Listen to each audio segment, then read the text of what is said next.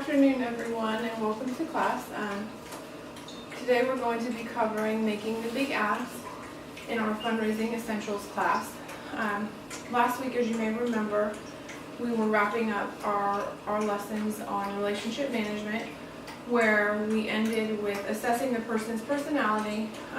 So based on some of their personality traits, determining the best way to move forward with your conversation. So hopefully we can build upon some of the things that we discussed last time and help you to feel more comfortable when it does become time to make the ask from your donor.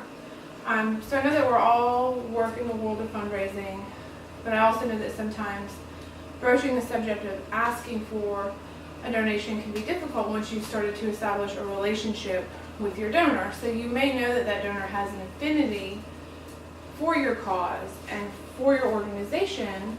You know, in our example, it's the University of Florida, but what you may not know is their capacity to give. And so oftentimes it's difficult to make that ask when you've never really reached that subject before. So what I'd like to do today is get us a little bit of practice with a real life scenario. So we have reached out to some other fundraisers who have provided us with some examples, and we'll start today with a case study and break into pairs and role play this case study. I think this is a really good way to get practice and feel comfortable making the ask. And it's also a good way to familiarize yourself with some of the tactics that we've discussed in the relationship building and in making the ask. So a reminder of some things to cover when you are in the conversation and making the ask. You always want to make sure that your conversation is donor-centric. So for example, we are getting ready to launch our Go Greater campaign, which will be very public in about 3 days. And while we want the donor to be aware of that campaign, we don't necessarily want the donor to feel like they should give because of that campaign. We want the donor to give because they have a passion and a love for what the university is doing. So that's just one point to consider, is that when you're having your conversation and making the big ask, you want to be sure that your conversation is always donor-centric. So always remembering where that person came from, relying on the previous knowledge that you've learned about them and what they care about, and then building upon that to create a gift that is most meaningful to them. So I'm going to outline our case study and then ask you to break into pairs and sit down and read through the case study. So in this case study, our donor is Albert Gator. He attended the University of Florida for 3 years and decided to take a job at his uncle's pizza company in Atlanta.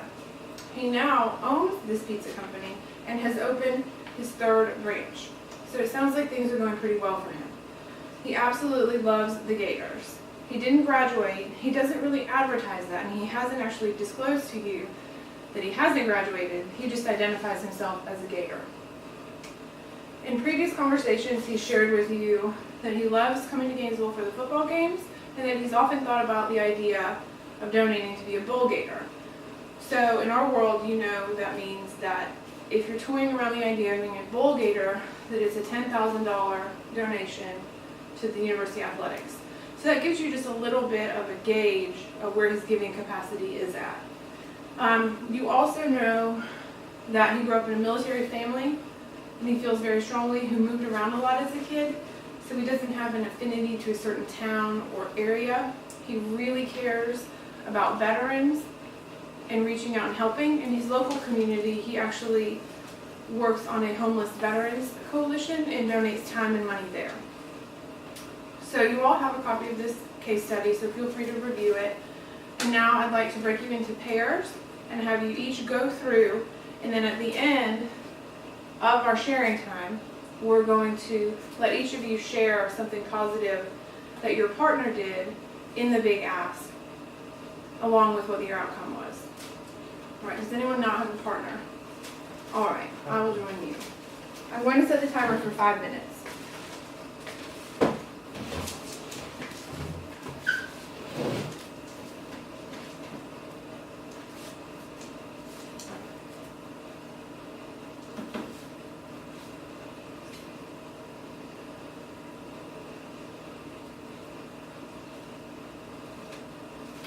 So how would you ask?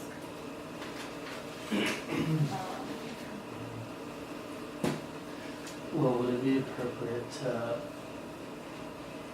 ask like why he has a connection or a passion or whatever desire to donate to the athletic department?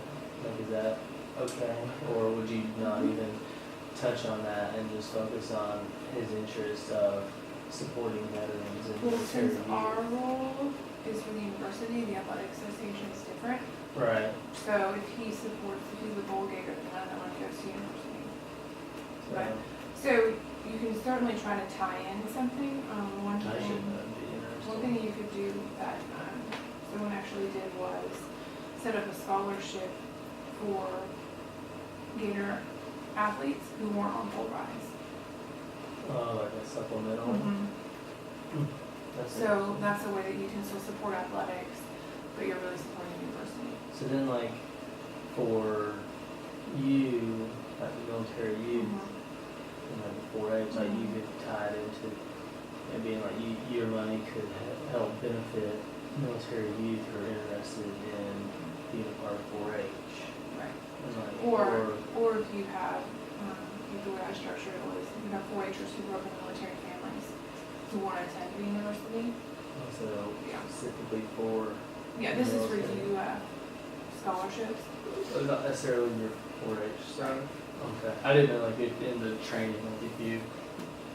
No, this, I mean, I made it about 4-H, Well, but I right, made it for that makes 4-Hers sense. going to the University of Illinois. Yeah, so you would, essentially you could, and even if, another area, I guess, if it's for scholarships, could you tie it into like maybe setting up small scholarships for those looking to go the entrepreneurship route, maybe Yeah. through the business program, or maybe military youth who are interested in entrepreneurship, or just, And yeah, you said. sometimes donors like to support research or faculty, so it just depends, like that's what you learn, I guess, in the conversation. It's like if you knew that going in to the meeting, when would you bring it up? So About, we were having a conversation, because you know this because you've already talked to them. right. So I Just said, like a so I know you're follow-up really meeting. interested in this, did you know we have a program that does this? Right. So you mentioned to me, this is what you're interested in, and you know, mentioned to me that you're interested in giving to the university, I think we could align your passion with the University of Florida and veteran families by setting up this kind of fund.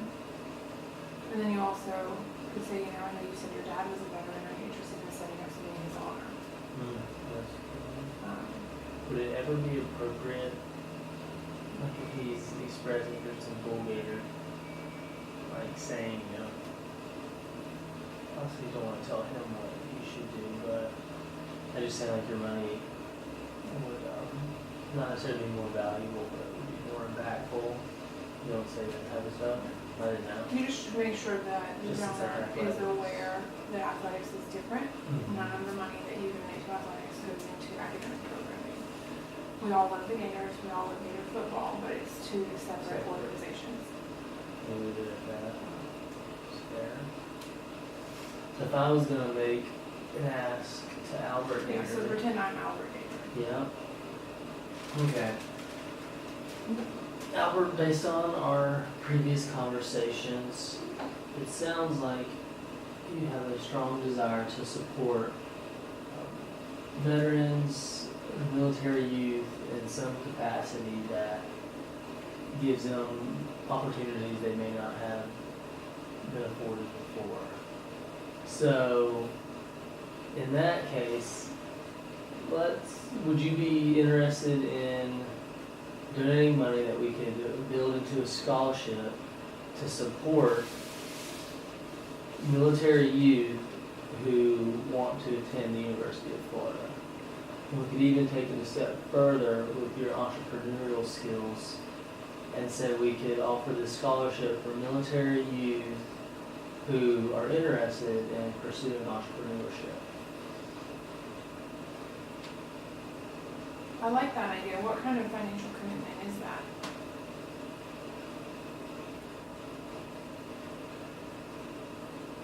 You know, Well, how much- I've talked about wanting to be a Bowl Gator, and I know that's $10,000, can I make an impact with that size of gift in a scholarship? Yes. Do I get to choose who the students are? You specifically do not get to choose who gets it, Okay. but it will go to military youth interested in entrepreneurship. So I can set some parameters as far as, Yes, not individuals specifically, but maybe the areas of study and their military, as far as military and military youth. great, I like that idea. Could you put together something on paper for me? Yes. And bring it to our next meeting and show me some numbers of what that gift might look like? I'd be glad to put together a scholarship donation proposal. That's great, thank you. All right, so now if I were to make the ask, I would say, okay, Albert, thank you for having me to your pizza place. We're so glad that you're interested in supporting the University of Florida. I've thought about things that you mentioned to me that you really care about. I know we can closely align that with your positive experience at the university, your love of Gator football, and your passion for helping others. And I really think that you could impact some others' lives in a really great way by offering scholarships, either to student athletes to supplement some of their expenses who maybe don't have a full ride scholarship, or possibly in looking at some military youth or ROTC students who are attending the university. Is that something that you think you would be interested in supporting? Yes, it sounds like it. Great, great. What I'd like to do is invite you to Gainesville for the next home game that you're able to make it to.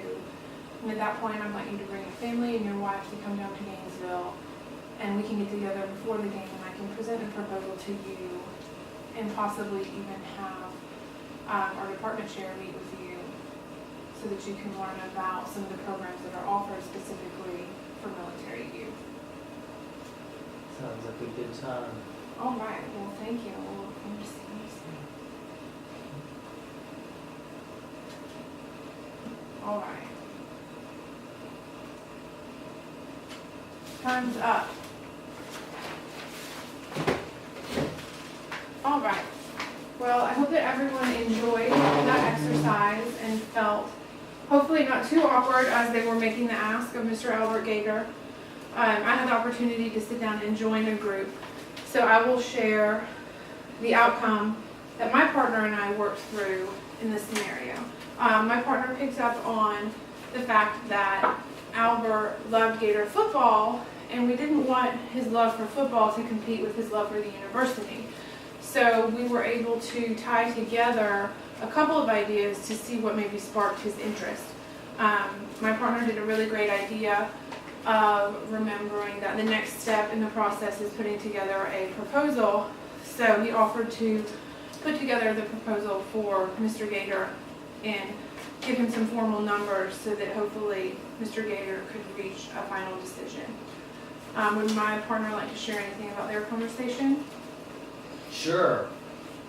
It was nice to learn about the appropriate way to word phrases to distinguish differences between, for example, the athletic department fundraising and the Right. university fundraising. 'Cause And you so don't want to offend the donor Right. in any way. And that's a great point, because we, on kind of the inside of fundraising, understand the difference. But most donors just see Florida Gators as one umbrella, so it's a delicate conversation to have, because we certainly don't want to turn that off to athletics, because we are all one, Gator Nation. But essentially, our goals for fundraising are programmatic and academically focused, while athletics is strictly athletic boosters. So it can be challenging to broach that subject for sure. Was there anything else? Just the ability to hone in on his aspirations for his donation. But I feel like it can be very easy to miss their passion. Right, that's absolutely right. So I hope that everyone had some good conversations and learned something. So what I'd like to do is share the actual outcome from this real life donor scenario. What actually happened here is that the donor decided to first go the route of buying Bull Gator tickets because that's what mattered most to him. But the relationship manager stayed with him and was able to get him to commit to our annual giving program at a total of a $10,000 pledge over 3 years. So that's what we consider kind of a test gift. So the relationship manager identified at that point the donor's passion really was Gator football, but in order to not lose his support of the university, he was able to kind of pivot and get some general scholarship support from the donor until at that time, at the end of 3 years, hopefully a stronger relationship has been built, and then that relationship manager and donor can look at naming a fund or a scholarship after that particular donor. So I appreciate you all partaking in this and playing along with the role playing. I think that in our line of work, it's very important to actively engage in these conversations and become comfortable with your voice when you're talking with the donor, and build upon all the things that we've learned in the fundraising as far as relationship management and understanding personalities and proper cultivation. And then when you finally get to this culmination where you make an ask, everything that you've learned in this trust and relationship that you've built with your donor can often feel kind of jeopardized by making the ask, because you don't want to offend them by saying, oh, can you make a $5 donation, when really they're thinking $20,000. And you don't want to go on the other end of that spectrum either. So I think it's really important to learn how to have these conversations and always let everything be donor driven. Some key points that I would hope that you all take away from this lesson are that oftentimes in these conversations where you do have to make a big ask, you're going to have to pivot. You are going to go in with an idea of where you think this conversation is going to go. You know, maybe Albert Gators has told you that he loves the military, but since the last time you've talked to him, maybe he's been disenfranchised. And so now he is not pro-military. You can never be so set on what you think the donor wants, and you have to be ready to pivot and just go with it. Another thing that we want you to remember is to not always focus on that number or that dollar amount, because again, that can change. So as you're having your conversation and working towards the final proposal, have different numbers out there, have different options for your donor to choose from. So if in a conversation a donor says $10,000, when you put together your proposal, include an option for